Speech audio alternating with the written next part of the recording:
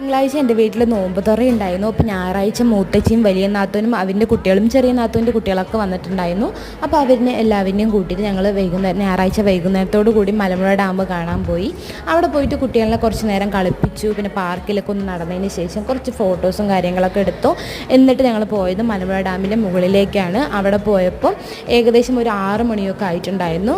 അപ്പോൾ മുകളിൽ നിന്ന് താഴെ നോക്കുന്ന കാഴ്ച നല്ല ഭംഗിയുണ്ടായിരുന്നു. ലൈറ്റിങ്ങോട് കൂടി കാണാൻ നല്ല ഭംഗിയാണ്. ഫുൾ വ്യൂ കിട്ടിയിട്ടുണ്ടായിരുന്നു. അപ്പം മിക്കവാറും നമ്മൾ വൈകുന്നേരങ്ങളിൽ മലമ്പുഴ കാണാൻ പോവുകയാണെങ്കിൽ നല്ല കാഴ്ചയാണ് കാണാൻ കിട്ടുന്നത്. പിന്നെ ഇപ്പോഴത്തെ ചൂട് സമയത്ത് നമ്മൾ പകൽ മിക്കവാറും പോവാതിരിക്കുക. ഒരുപാട് ചൂടുണ്ട്. 40 ഡിഗ്രി 41 ഡിഗ്രിയൊക്കെയാണ് ചൂട് വരുന്നത്.